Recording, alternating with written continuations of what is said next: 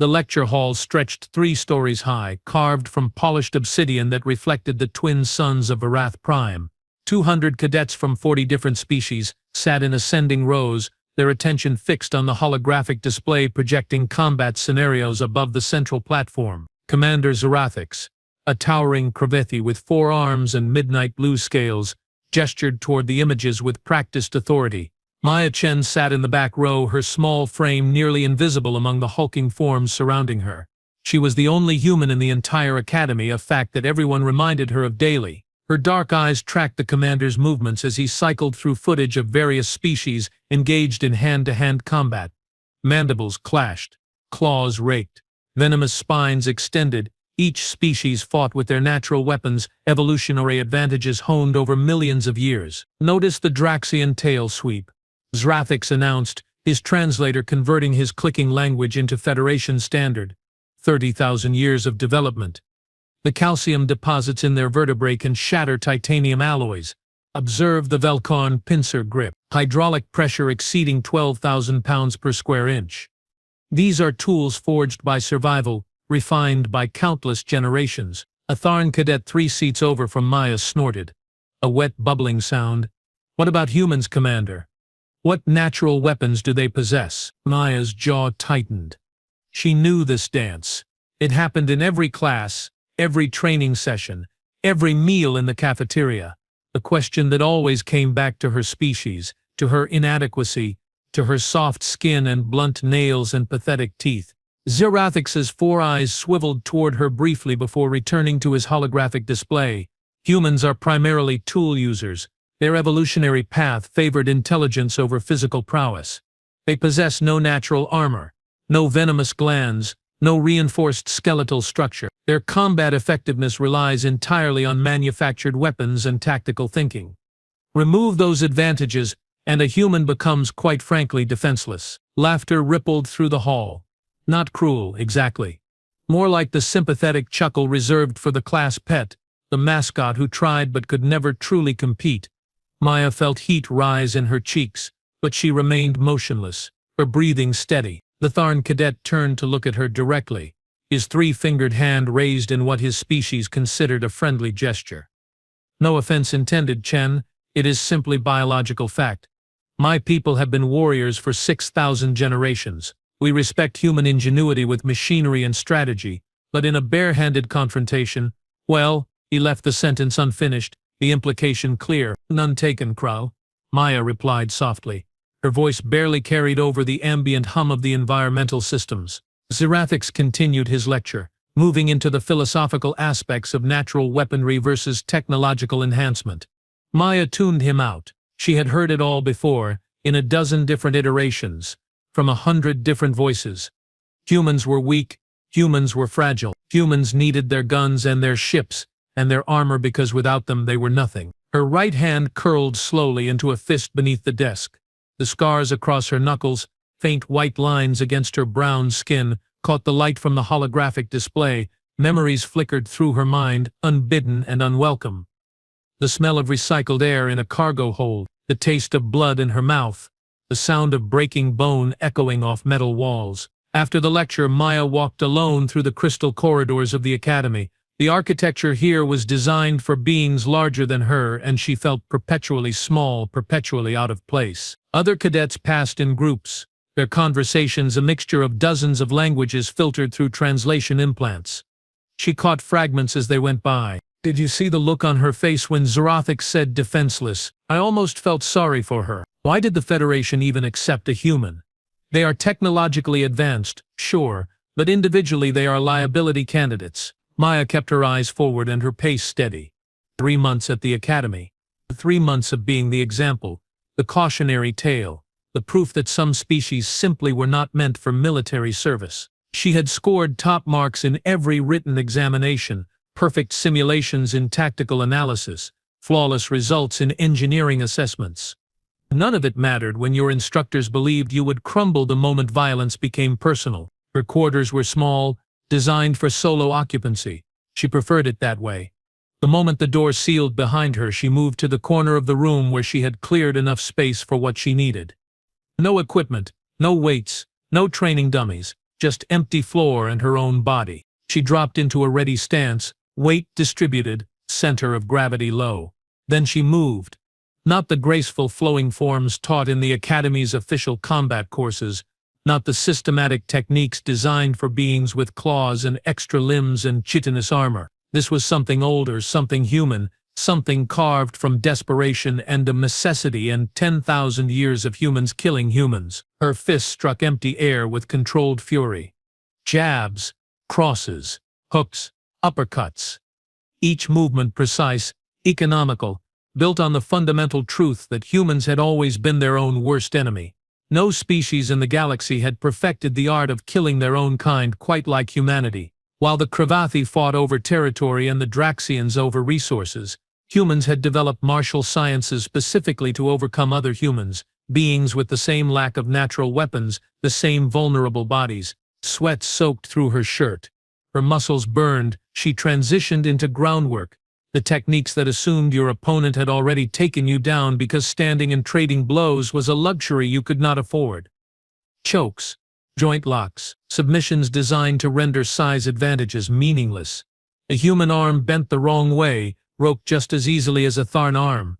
A human neck compressed just as fatally as a Velcorn neck. An hour passed. Then two. Finally, Maya stopped, her chest heaving, her body trembling with exhaustion. She stood in the center of her quarters, fists still clenched, and allowed herself a bitter smile. Let them believe humans were defenseless. Let them think she was helpless without a weapon. The galaxy had no idea what humans were capable of when pushed hard enough, when survival demanded more than tools and tactics. The next morning she arrived early for advanced combat theory. The lecture hall was nearly empty, just a few cadets reviewing notes in the lower rows. Maya climbed to her usual seat in the back, and waited. Slowly the room filled. Kvala the Tharn lumbered in with his squadmates. A cluster of Velkarn took positions near the front, their chittering conversation too quick for the translators to keep pace. Commander Zrathix entered precisely at the designated start time, his forearms carrying data tablets and projection orbs. Today we examine historical combat footage from various species conflicts. Zrathix announced without preamble. You will analyze tactical decisions, identify mistakes, and propose alternative approaches. This is about learning from the past to survive the future. The lights dimmed. The holographic display activated, showing grainy footage from a war Maya did not recognize. Two species she could not identify tore each other apart in brutal close-quarters fighting.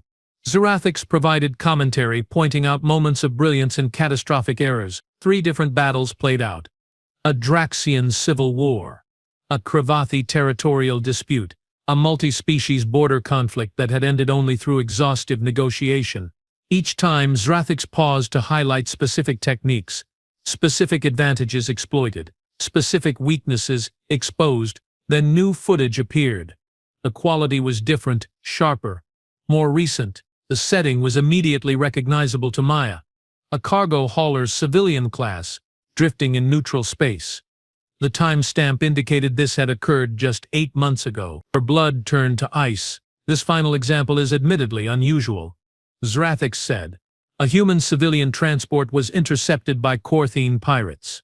The Korthine are, as you know, one of the galaxy's most feared raider species. They stand 8 feet tall, possess considerable natural strength, and have been engaging in violent theft for centuries. The crew of this particular human vessel was small, 4 individuals total. 3 were killed immediately when the Korthine boarded. Maya's hands gripped the edge of her desk. She knew what came next. She had lived what came next. The 4th crew member was a female human, aged 24 at the time. Zrathix continued. The Korthine assumed she would surrender or flee to an escape pod.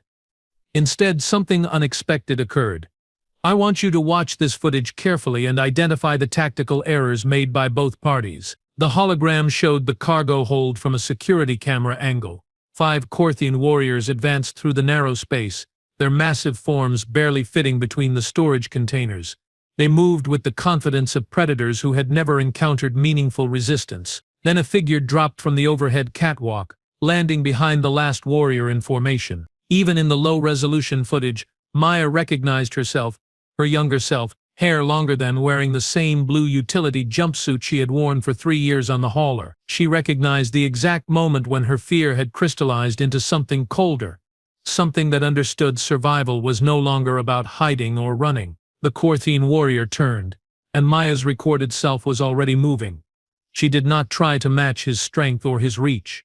Instead, she went low inside his guard, her fist driving up into his throat with every ounce of force she could generate. The warrior staggered, his roar cutting off into a wet gurgle. Before he could recover, she was behind him, her arm locked around his thick neck, her legs wrapped around his torso, all her body weight leveraged into a choke that compressed his carotid arteries. The lecture hall was absolutely silent. 200 cadets watched as the massive Korthine warrior thrashed, trying to dislodge the small human clinging to him like a parasite. His 3 companions turned, weapons raising, but hesitated because their comrade was in the way. That hesitation cost them. The warrior collapsed. Maya's recorded self released him and rolled toward the nearest storage container in a single fluid motion.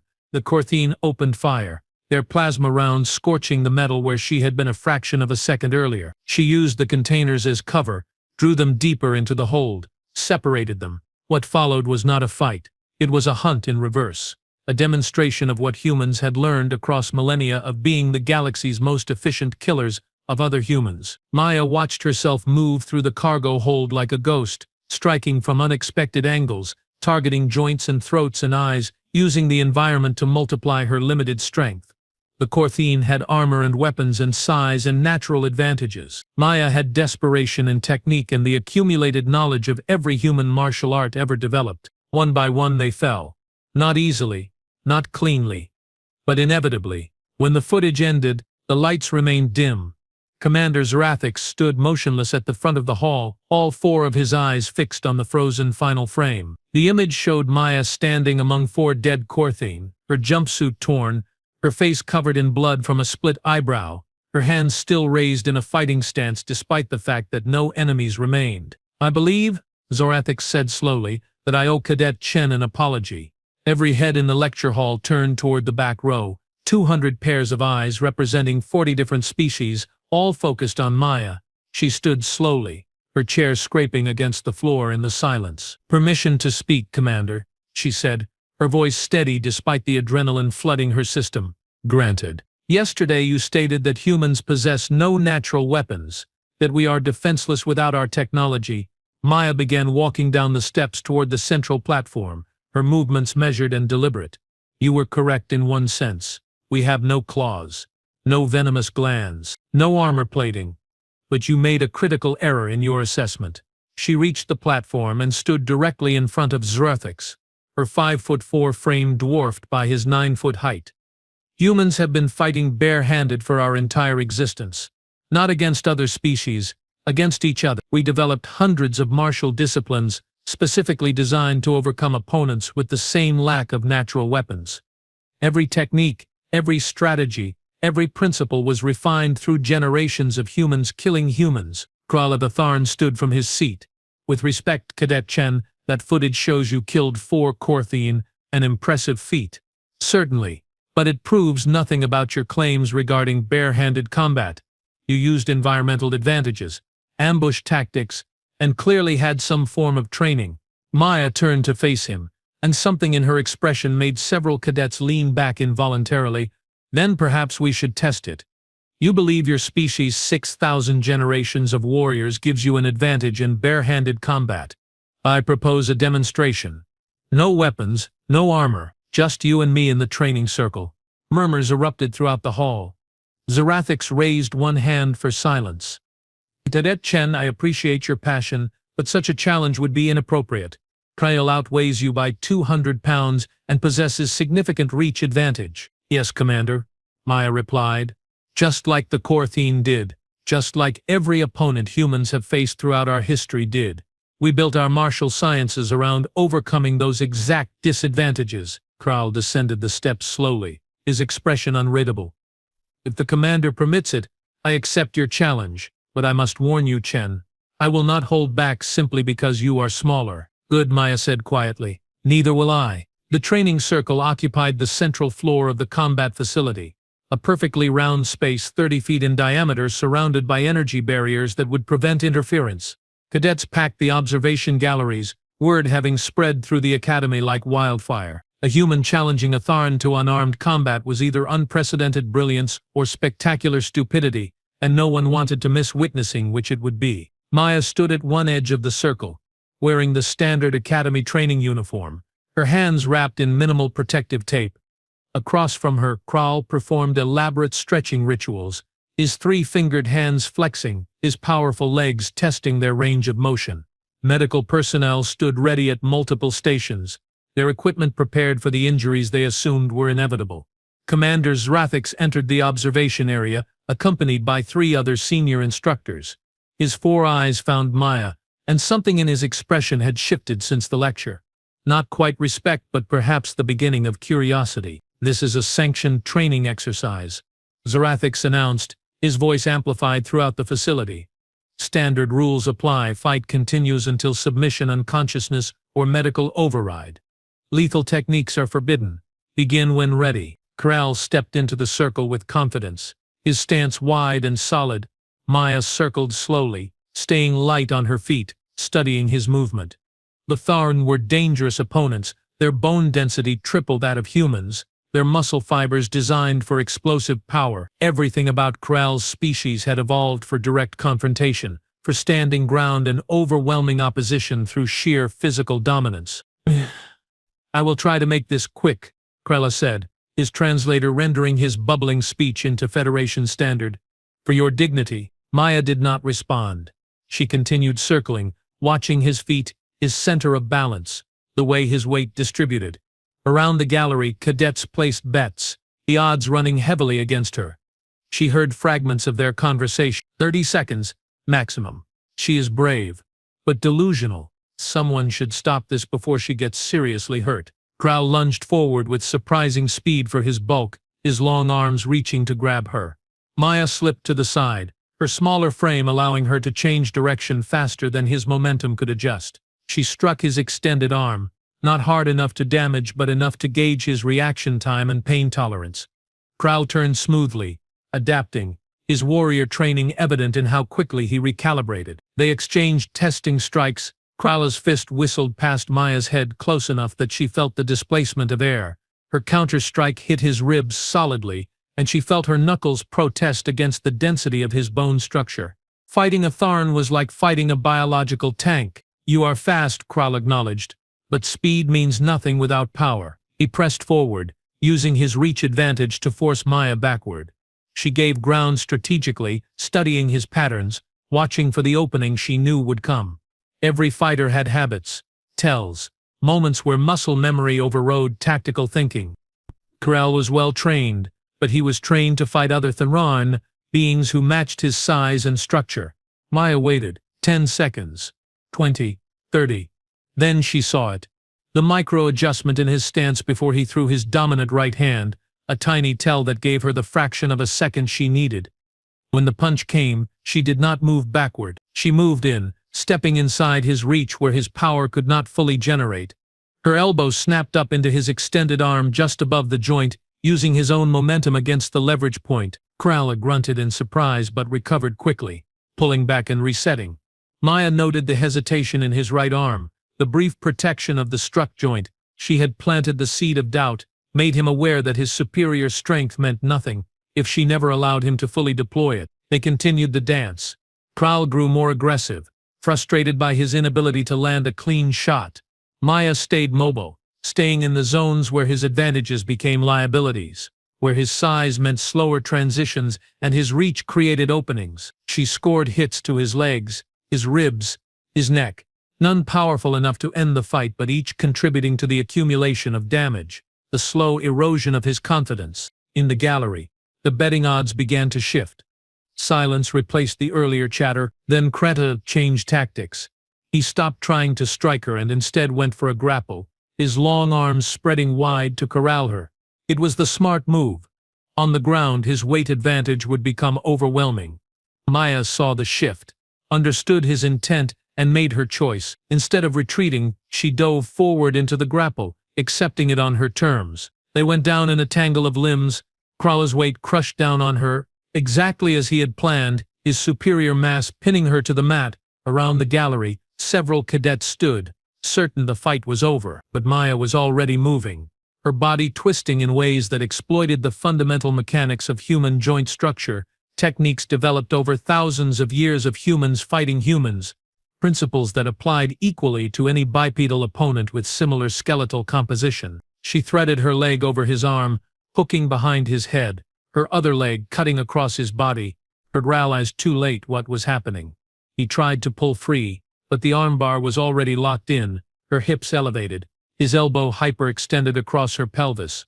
The choice was simple: submit or suffer a shattered joint. Kryle tapped the mat 3 times in rapid succession. The energy barrier deactivated.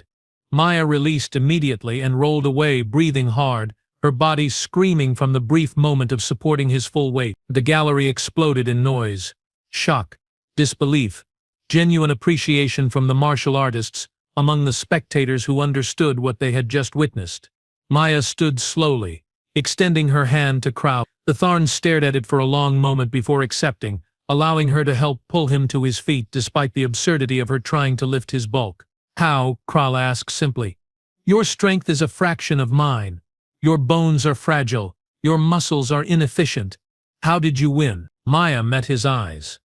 Because for thousands of years, the most dangerous thing any human ever faced was another human. We had to learn how to overcome ourselves.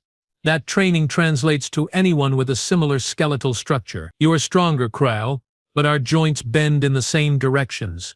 Our balance depends on the same principles.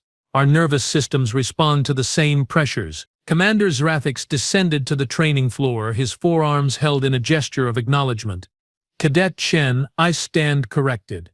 Humans may lack natural weapons, but you have developed something potentially more dangerous. Systematic knowledge of how to disable opponents regardless of their physical advantages. With respect, Commander, you are still not seeing the complete picture.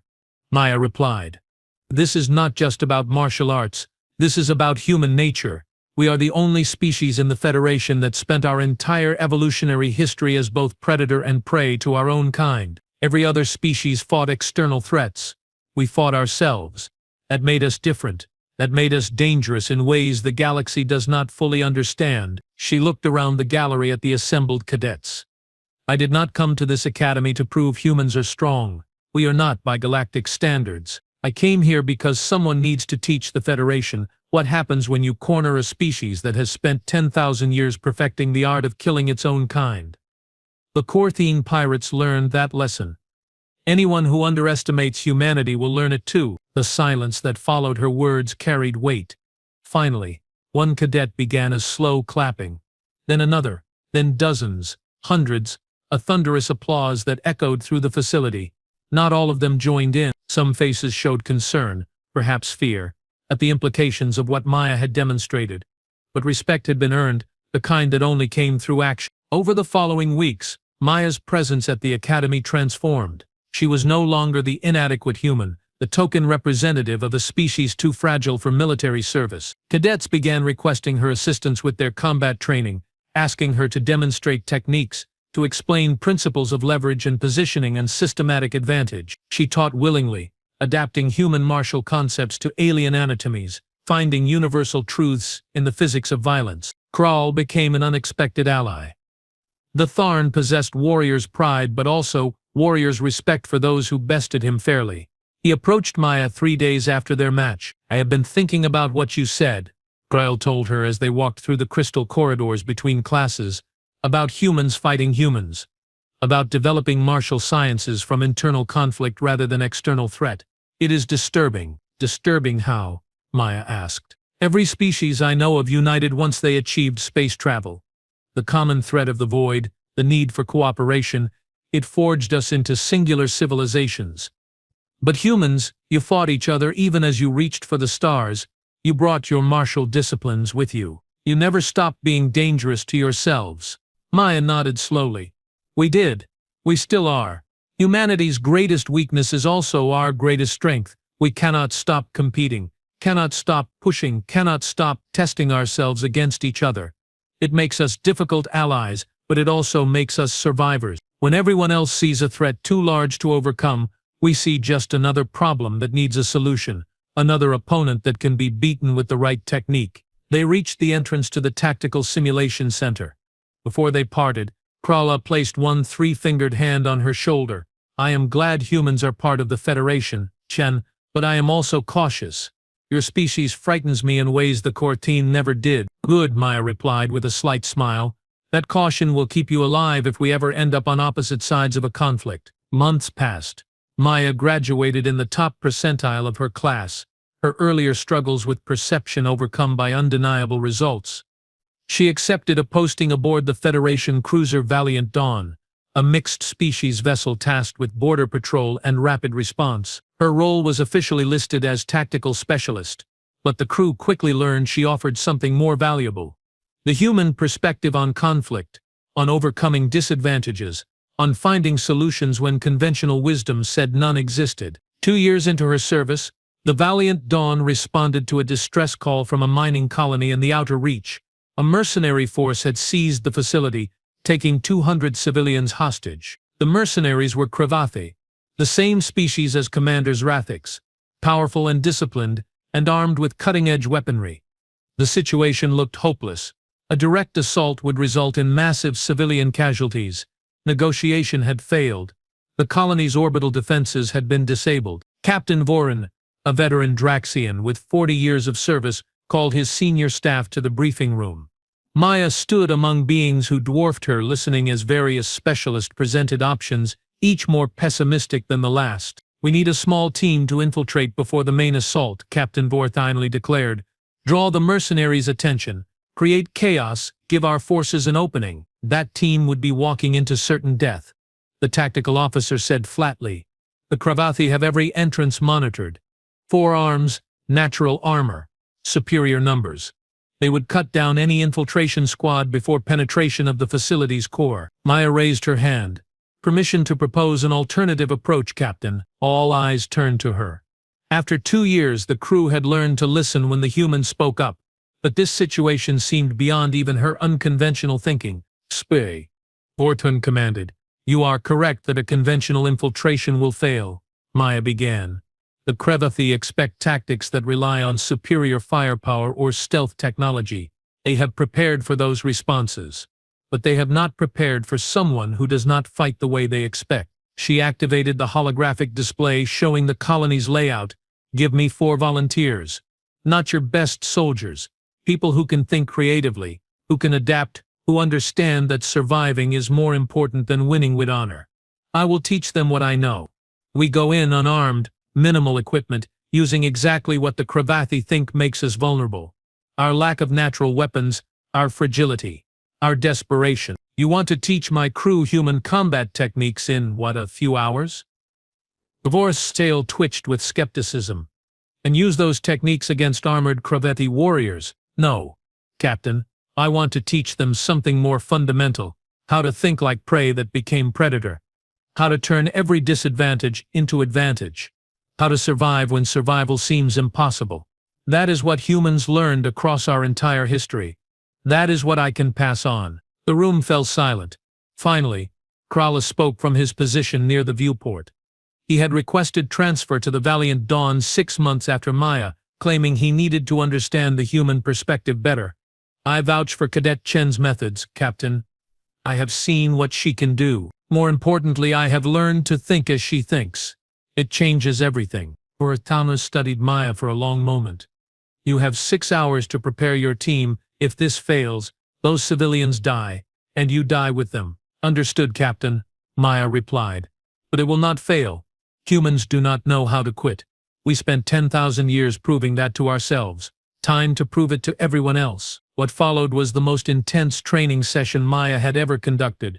4 volunteers, a Velkorn technician, a Draxian engineer, a Tharn medic, and surprisingly, a young Cravathi communications officer who had been listening to her lectures and wanted to learn. She taught them not techniques, but principles. How to read an opponent, how to exploit openings, how to turn an enemy's strength into their downfall, how to accept that fair fights were for fools, and survivors did whatever worked. The infiltration itself became legend among the Valiant Dawn's crew. 5 beings entered a fortified position held by 30 mercenaries. They used ventilation shafts, maintenance tunnels, and psychological warfare that the Cravathi had never encountered. They struck from unexpected angles, disabled sentries with silent precision, and created such chaos that when the main assault force finally breached the facility, half the mercenaries had already surrendered in confusion. 0 civilian casualties. 1 minor injury among the infiltration team, complete success where conventional tactics had predicted complete failure. In the aftermath, Maya stood in the facility's command center, watching Federation forces securing the prisoners. Captain Vorit approached, his reptilian features arranged in what she had learned was a Draxian expression of profound respect. "The Federation owes humanity an apology," Vorthana said quietly.